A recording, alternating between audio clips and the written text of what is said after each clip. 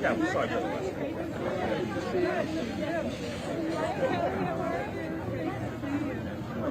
I was here. You went first. I went after you.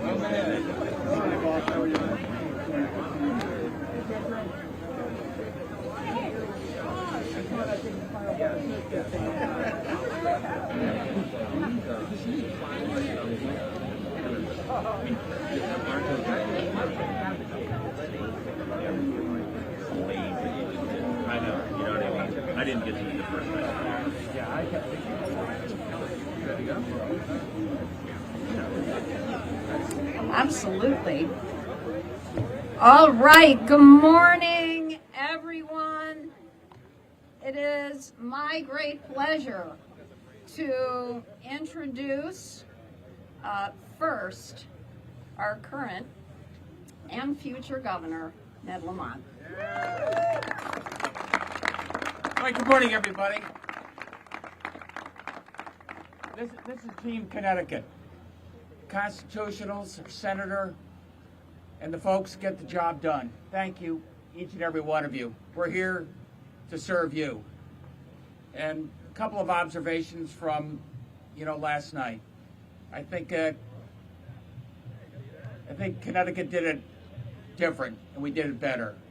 I got a call our way through last night from Rob Hodling congratulating us on the win. I got a call this morning from Bob Stefanowski congratulating us, on the win. And I see a lot of friction, a lot of edginess across the country when it comes to elections, not in Connecticut. And when the election's over, we come back together, we come as one, and we work together. And that's why Connecticut is in a better position today than it's been in many a year. Secondly, I looked at the numbers and I saw a little teeth gnashing about the urban vote, is everybody voting, but I saw something else that I thought was fascinating. I saw the small towns, I saw the suburbs, I saw the breadth of the turnout. I saw it fascinating to me that New Canaan and Bridgeport are voting for the same team. Madison, Hartford, Killingworth, Kent, and all these artificial blue-red divisions out there. Oh, it's the suburbs against the city, it's labor versus business. I didn't see that in Connecticut. I saw a state that really came together. We came together during that election yesterday. You saw that, the breadth of support across all the different communities, and you saw the fact that we're all together right now and what we had to do. And just a couple of messages before we introduce the rest of this amazing team that I'm so proud to be serving with. We were pretty clear about what we wanted to do. And I think that's really helpful when people vote. They know what we're getting. I said probably 200 times, I don't want more taxes, but I don't mind more taxpayers. And I hope everybody got my message on that. And when I say more taxpayers, that means growth and opportunity. Everything I do is going to be looking through that lens of growth and opportunity. And more taxpayers and more growth and opportunity means that we've gone from a deficit to a surplus. And that allows us to make the investments we need to make sure that growth and opportunity is available to everybody, regardless of zip code. That's, Beth, why daycare and childcare are so incredibly important to me, and why workforce and making sure that those 100,000 jobs are filled are so important to me. And one last thing. A lot of edging and hedging about what we do in terms of the fiscal guardrails that help get the state back on track when it comes to getting our fiscal house in order. I call them the Fonfara rules coming out of 2017. Basically, it says you're not going to spend more than what you can count on in terms of revenues. I think it's served us very well, and I am going to be asking the legislature to continue that going forward. It gives us a clear sense of direction on how we're getting our fiscal house in order. It means small families, it means small business, it means big business know what we got to do. And I say that within the context of a still inflation that is slamming the middle class. And I'll be there listening with the legislature all years and things we can do to make it more supportable, not just in the new session, but even sooner than that. I've asked Jeff to take a look at, in particular, gas tax revenues, the reserves, and things we can do to make that a little more affordable, not just in the new session, but even after December 1st. So those are some of the things we got to think about as we help people get through this economic time. You know, with that, let me take it back to Susan Bysiewicz, and I want to say thank you to each and every one of you. I want to say thank you to the voters. We are here to serve you.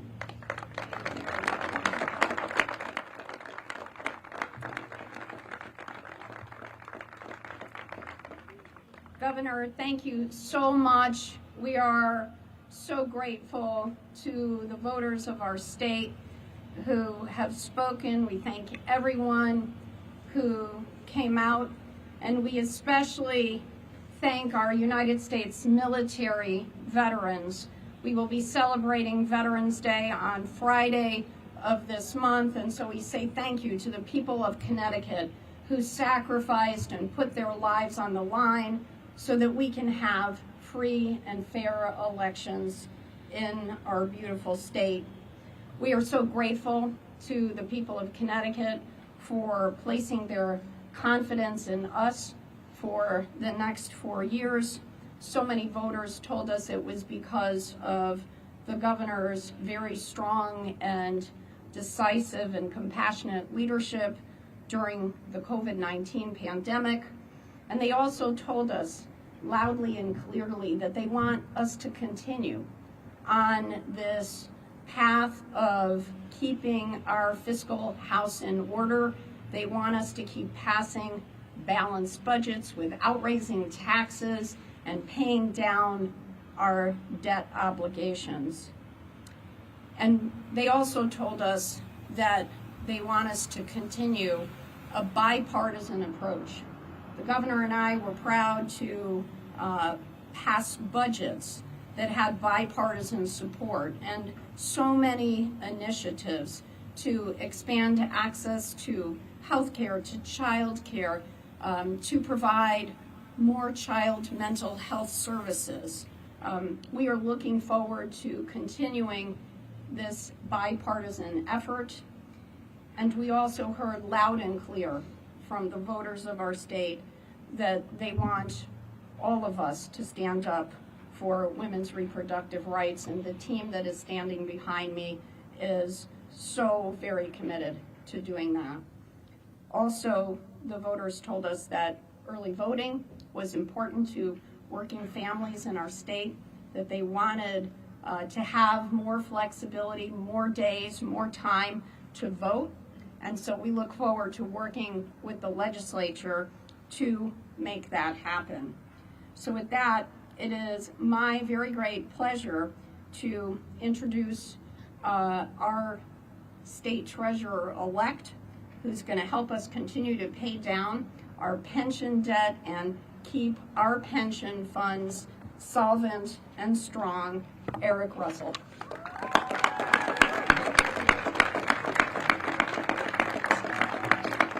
So, good morning, everyone.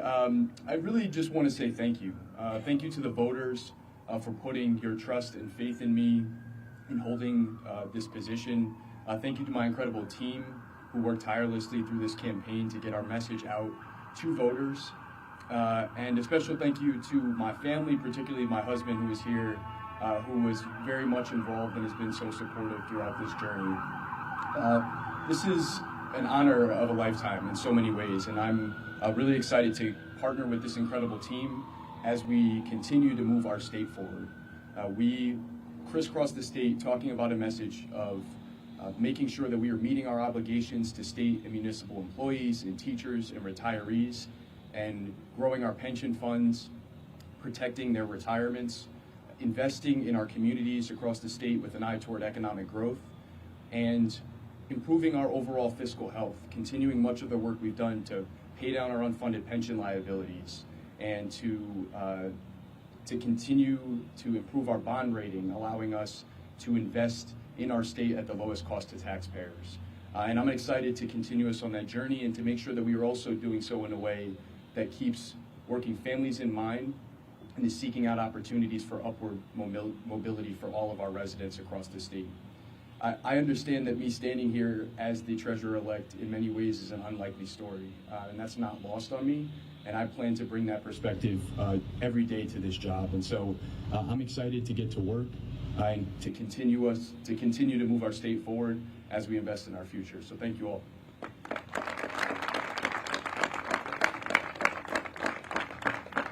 So it is my great pleasure, having served in this job that was wonderful, not quite as wonderful as being Lieutenant Governor, but Secretary of the State. The Secretary of the State-elect, who will be our Chief Business Registrar and our Chief Elections Official, who will fight to expand voting rights and participation in our state, Stephanie Thomas. Good morning. None of us gets here alone, so I do want to say thank you to some people, definitely my staff and volunteers who have worked so hard for what seemed like an uphill climb when I first announced on December 1st. My mother, without whom this would not be possible. You know, I grew up in difficult circumstances, and sometimes it's hard to dream, but my mom never let us give up on our dreams, and she taught us that we could do anything if we put our mind to it. So Mom, proof positive. And my husband, who is here today, who has been the very definition of a great wingman. Without him, I certainly would not be standing here today. Or I might be standing here, but my clothes might not be dry cleaned. So thank you to everyone who made it possible. I see my victory as a sign. I was a long shot candidate when I got into this race, but I talked about two things: civic education and civic engagement, and it is a message that resonated with literally every demographic, from young to old, no matter the ethnicity, no matter their background, their career, small town, big city. Everyone wants to make sure that their voice is heard, and yes, that is done with their vote, but they also want to make sure it's heard beyond Election Day. So I look forward to helping to teach the electorate how to make their voice count. I will make sure their vote counts, but also empower them 365 days a year to make sure they know how to advocate for what's important to them. And I also spent this last year literally talking to everybody: Democrats, Republicans, unaffiliated, data geeks, disability rights groups, religious institutions, and on and on and on. And every single one of them said they are tired of the rhetoric, they are tired of negativity, and they are tired here in Connecticut of misinformation and lies about our very safe and secure elections. So I see my victory as an endorsement that Connecticut is ready to move on, and we are ready to make sure that, yes, we tweak our systems, yes, we make sure we are best in class, but let's solve the problems that actually exist instead of the ones that are made up. So thank you all. I'm happy to be here with this great team.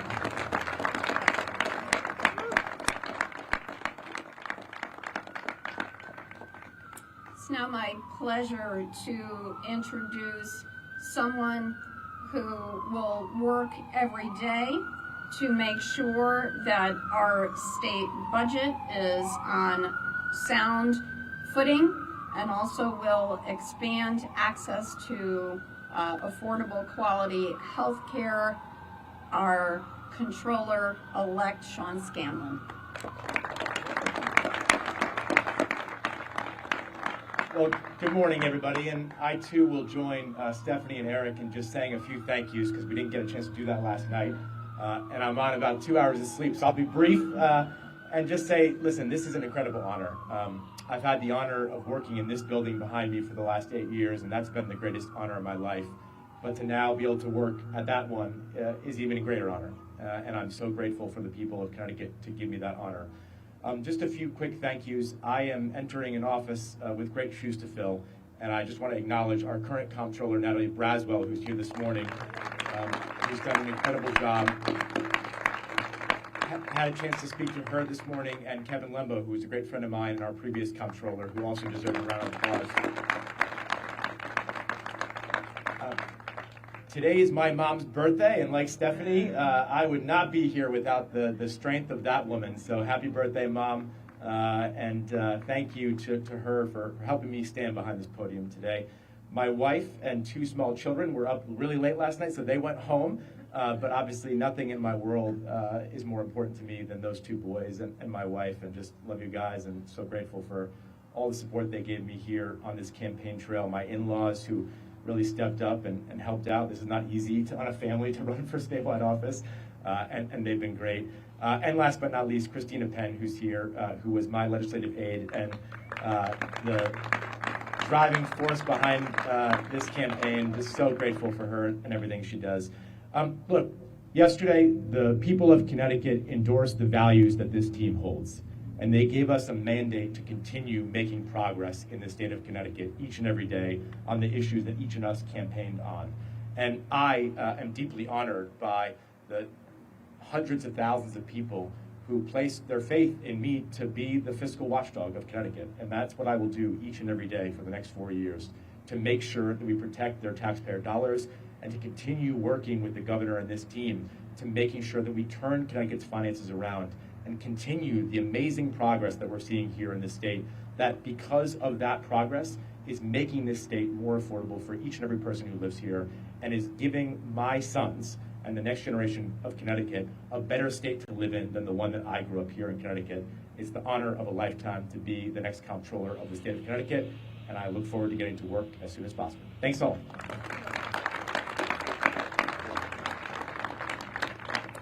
Thank you, Sean. And it is my pleasure to introduce our current and future Attorney General, a fighter for consumers, for our environment, for civil rights, Attorney General William Tong.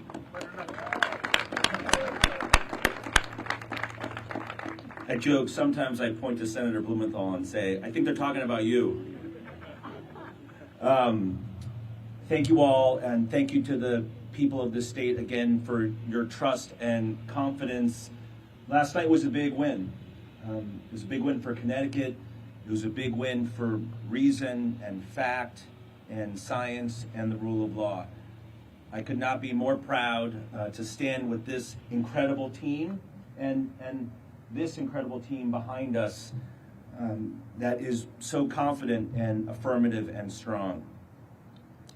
Let me just say, I'm looking across the street there, catty corner to the Capitol. There's roughly 300 people in the Office of the Attorney General who do the work fighting for people in this state every single day. That's true about the governor, lieutenant governor, our United States Senator, all of my fellow constitutional officers. We would not be here without our teams, without our staffs, without thousands of people in my office led by the Deputy Attorney General and lawyers, staff, investigators, and all these people right here, commissioners, deputy commissioners. I'm really grateful to all of them. This is not just a victory for Connecticut, but a validation and a victory for them, because we got elected because of the work that they do. And I just want to say thank you to each and every one of them. Look forward to working with all of you in the years ahead. Thank you.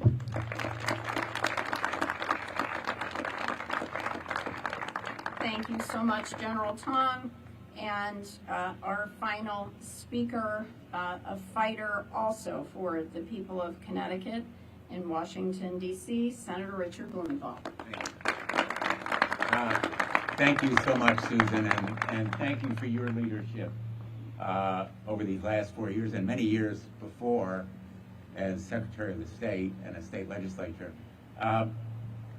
Just to pick up the point that William was making, you know, Governor Lamont knows better than anyone, because he's been in business, that the most important test of management is who you hire to do the job.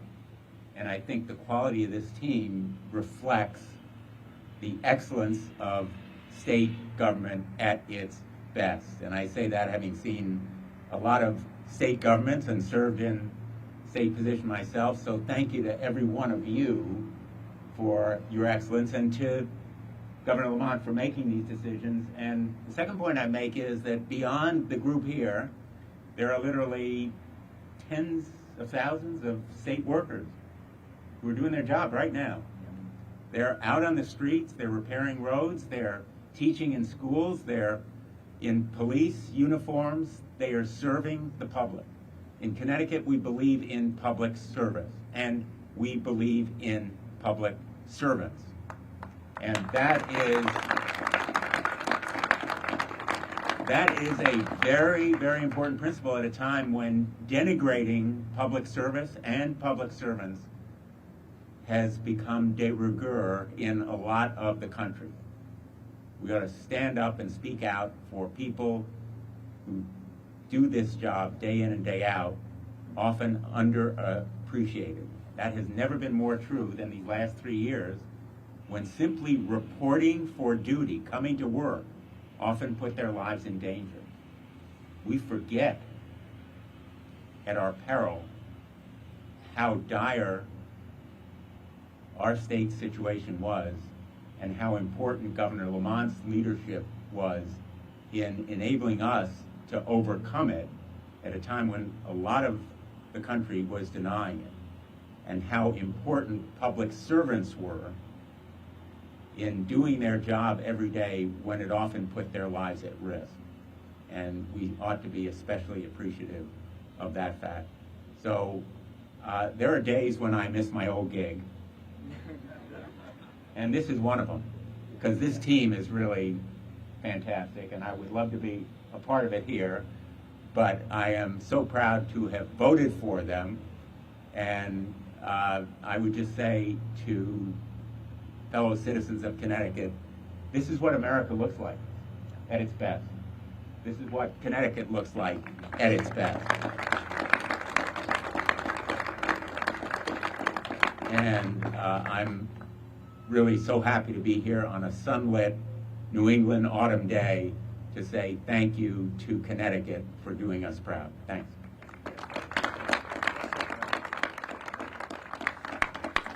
Thank you, Senator. We so appreciate this historic, diverse team that was just elected and the amazing, diverse, and talented people that work so hard for our team every day. So we'll take on-topic questions. Governor, you said Connecticut got it right. It's time to move forward. Biggest challenges and top priorities. How do you do that? Growth and opportunity.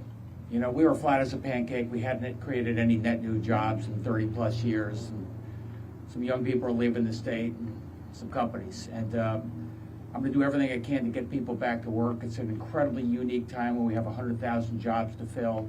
And I'll do everything I can to make it easier for you to be able to step up and take one of those jobs. You know, that means, A, we got our schools open. B, that means daycare and childcare, widely affordable and accessible to more people. Making sure that if you want a debt-free community college, you can step up and get that. If you need an 18-week certificate program to be a laser welder or electric boat, we make that available to you. I think it's a once-in-a-lifetime opportunity for each and every one of our folks, regardless of background, regardless of zip code. We're not going to waste that opportunity. And just to follow up, so many families, as you referenced, are being slammed by inflation right now. How will you lower costs? What is your message to those voters who are really concerned with these rising prices? Well, first of all, look what we've already done. You know, the biggest middle class tax cut. A lot of that dropped this summer during the worst of what was going on. And I'll be working with the legislature very closely. Jeff at OPM is talking, seeing what we can afford to do going forward. I'm going to make sure that I do everything I can to help the middle class during this incredibly tough time. Have you gotten a chance to look at? Think about the gas tax. We talked about possibly a special session. What do you think? I'm thinking, I got to see what we can afford, and we're going to model this out. And if gas goes up 25 cents, so what does that mean we can do in terms of a gas tax cut? If it goes down, what do we need to do to make sure I have enough money to fix our roads and bridges? Right now, I think we're in decent shape, and I'd like to sit down and talk with the legislature how we can continue a gas tax cut beyond December 1st. Scanlon, who lost last night, talked to you this morning, and he asked you to look at that police accountability bill. Is that even on your plate? Look, I'm happy to talk to the legislature about any ways we can fine-tune this, but I think we don't want to demagogue this bill. I think this bill is going to remind people we got the best police in the world, and that's what it'll show. Have you gotten a chance to look at the state legislative results, and how is that going to impact your legislative priorities heading into January? You maybe study that more than I do.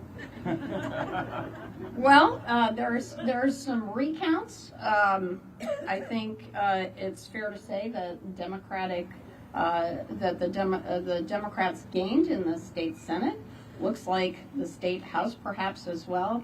But the bottom line is, I think the people sent us the message that they want bipartisanship, and so we're going to continue to lead, to find common ground, and to keep doing what the governor has pushed us to do in terms of finding middle ground. And we've done that on budgets, we've done that on legislation, and we're going to continue. Governor, a larger majority is not always a comfortable thing for a governor. Your agenda that you just outlined largely is based on economic growth.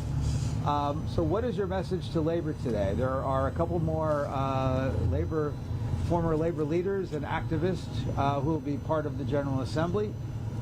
What should they reasonably expect from you as far as a labor agenda, given that you've already signed off on the minimum wage increase and paid family medical leave? Well, look, first of all, I'm happy with our General Assembly. I'm happy with our state Senate. I like people who are constructive. I like people who come up with solutions. And I don't have all the solutions. It's a big table. And as Susan said, it's a big table and an open door, and I'm happy to have Republicans, if they want to be constructive, please sit down and help us work through some of the challenges we face. That's been my motto ever since day one. You know, when it comes to labor, first of all, you respect labor and the right to organize. You know, we're the ones that nobody had gotten the CBAC agreement done for a while, and we stood up. We said, look, you stood up for us during the very worst of COVID. We're going to stand up for you, give you a multi-year contract going forward. We've got a very good proposal on with the state police right now going forward as well. And we're trying to provide additional wage supplements to folks in nursing and other places where perhaps salaries have not kept up, trying to make it a little more affordable, easier to access. That's in daycare, that's in nursing, that's for folks taking care of people with special needs. I think we're on the same page there. Well, what's your message to CBIA on that? CBIA always reacts horribly to the election of union members and union leaders to the General Assembly. So what do you tell Chris DePino? Don't react horribly. Let's go meet these people, introduce yourself, say what is important to CBIA, listen to their point of view. That's Susan and I and all the folks here do every day, and I really urge labor and business to do the same thing. On the issue of early voting, just sort of a two-part question. First, for our newly elected Secretary of the State, how do you, I know it's going to be up to the legislature to determine how this gets flushed out, but what would be your strong recommendation on what this looks like going forward? And also, after you, for the Attorney General, I know there's a legal challenge to this, and how do you see that getting flushed out? My strongest recommendation is not to respond to sound clips, right? I'm studying data. I know the Secretary's office is studying data from around the country. I feel confident that we can implement a system that works. Based on the information I have so far, I would expect us to be somewhere in that few days to 5 days window. I expect to start day one in January with a plan in hand, and I will be speaking with legislators. Even now that I know who they are, I will be speaking to them before January so that we can hit the ground running with something that can be implemented here in Connecticut. Now, the last question. Just very quickly, I'm not going to comment on the specific facts and allegations of this lawsuit. Suffice it to say, we're way behind most other states in early voting and creating more access to elections, so we're going to win this case. Thanks, everybody. Appreciate it.